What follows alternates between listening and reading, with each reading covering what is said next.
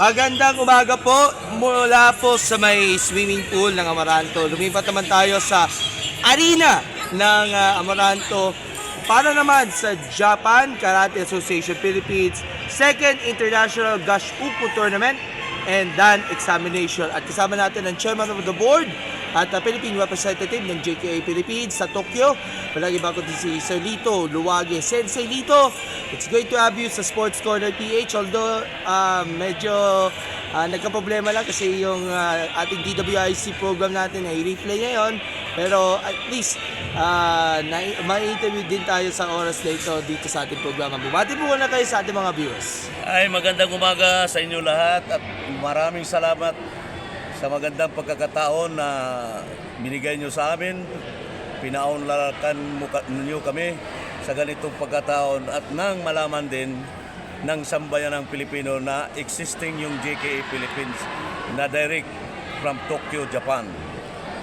Okay, so for this is actually the biggest activity for this year ng JKA Philippines na merong iba't ibang mga chapters from Luzon, Mindanao, Visayas, Metro Manila at sa iba't ibang panig ng mundo. Nagkaisa yung lahat ng mga chapters today para na po sa yung mga unang dalawang araw, yung Dan Examination, yung magde-determine ka kung ano kang belt na inyong ipopromote.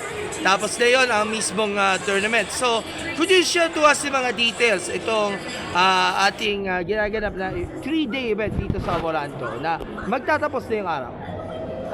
Actually, ang D1 namin ay done examination and qualification, license qualification. Yung license qualification ay ibig sabihin dyan, yung kukuha yung mga instructor namin na international license for instructors, international license for judging, and international license for examiner. Yun lang mga tatlo na yon ang pwedeng mag-examine pagka mayroon silang international license at pwedeng mag-judging pag mayroon na silang international judge license. Ang pangalawang day, ang dito namin nung nitong kahapon ay nagtapos kahapon, yun ang General Gasyo ko para magka-ipon-ipon ang lahat naming mga chapters at makilala nila ang aming panauhin na mga senior masters instructors mula sa headquarters namin sa Tokyo na sina Okuma Sihan, ang aming parent chief at saka si Nakasihan na isa sa aming director ng JKA Philippines. At itong D3 ngayon, ito na yung final event namin na magkakaroon na kami ng tournament na ang mga nandito ay magmula sa Mindanao, Luzon, Visayas. Yeah.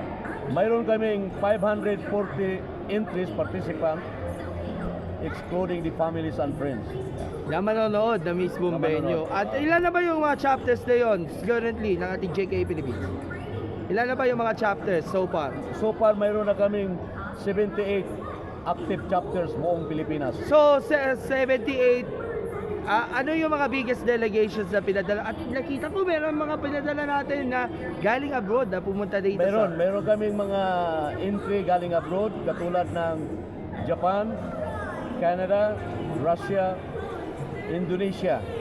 Nakita natin yung Indonesia kanina dito sa taas ng ating venue. And with the growing popularity nga ng karate dito sa Pilipinas, of course, JKA isa sa mga tinatuguyod.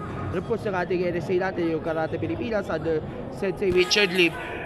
With this tournament alone, makikita ba natin na may potential tayo na maybe one of these days yung mga lalaban natin, mga Pinoy natin dito sa mats, hopefully, makikita natin, mag-represent tayo ng bansa natin. Gagaya nga ni Kim Masayuki Torres na dati ring member ng national team natin.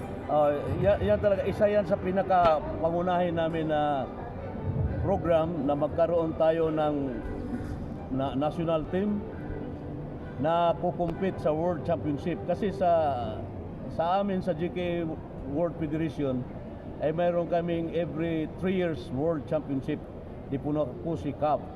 So dahil sa bago pa itong JKA Philippines, namimili na kami, gumagawa na kami ng seleksyon para sa national team at yun na rin ang madadala namin sa labas to compete the World Championship, Punako Cup. So parang tryout na rin for the JKA competitions na naka-lineup and hopefully makalusot din sa ating national championships ng Karate Pilipinas na mag-umpisa dito sa mga national o international competitions. Maybe one day makita natin sila sa SEA Games, World Championships, and iba pa mga aabangan natin mga competitions abroad ng ating mga members natin. Tama ka. Yung mga preparation na ginagawa namin magmula Luzon, Visayas, and Mindanao na kukuha kami ng mga selection, mga selected players na siya yung gagawin nating training, ititrain natin para magiging competitive sa World Cup, World Championship. Nagaganapin sa 2027. So malayo pa 2027, so may 2 taon pa para magprepara para dito sa 2 taon competition. pa. Sa Tokyo ba 'yon? Ang gagawin ulit sa yung Punako Cup doon sa Takasaki, pero assemble yun sa Tokyo headquarters. Anyway, ano ba yung iba pa mga gustong i-share ng mga programs ng ating JKA Philippines para mas aware naman yung ating mga viewers, especially yung mga parents natin na at least kung mapanood ditong interview natin siguro yung ating mga kabataan natin ay willing naman mag-train sa karate at maiwasan na rin yung kahit anong bisyo or pagbababad sa mga online games or whatsoever. Tama ka rin yung ini-enhance ngayon ng JKA Philippines bulat sa Paul na makilahok ang mga kabataan para sa JKA. Hindi lang yun kasi ang JKA Philippines is one of the biggest karate organization in the world. So, dito sa Pilipinas matagal na ang JKA Philippines. Kaya lang nabuhay lang itong JKA Philippines nung magkaroon kami ng 2 organisasyon dito na parehong membro ng JKA Tokyo, tulad ng JKA Henkiki. Kasama din namin yan. Ngayon, inaanyayahan ko ang mga kabataan at lalong-lalo na ang mga magulang na isali o magiging active ang mga magulang na dalhin o hikayatin ang mga bata para sumali lalong-lalo na sa JKA Philippines.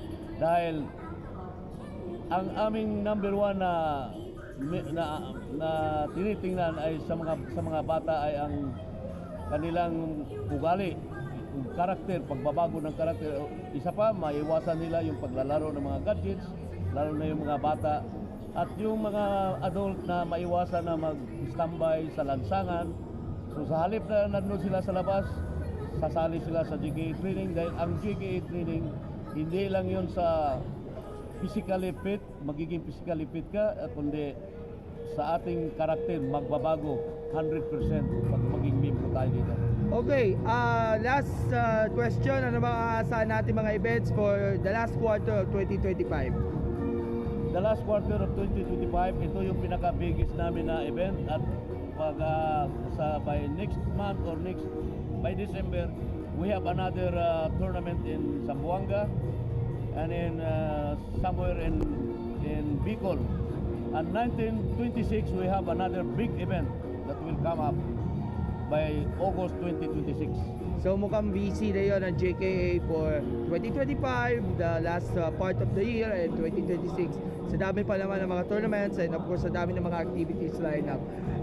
Baka may gusto kayo pasalamatan ng batiin at kumbidahan nyo sila na pupunta dito sa Aborato para dito sa ating ongoing event. Okay, maraming salamat at inianyayahan ko kayong lahat kung sino man yun, lalo na yung mga malalapit dito sa area ng Amoranto na manood kayo at masilayan ninyo ang mga activities namin bilang membro ng mga JKA Philippines. Alright, Maraming salamat sa pagkakataon na ito. Maraming salamat. Sir, maraming salamat po sa pag-imbita nyo sa amin na may cover natin, and rest assured, ang suporta po ay alalay sa atin ng Sports Corner sa inyong mga aktibidad sa pagpapalaganap ng karate sa inyong lugar through JKA Philippines. God bless, maraming salamat po. Thank you very much. Happy Sunday.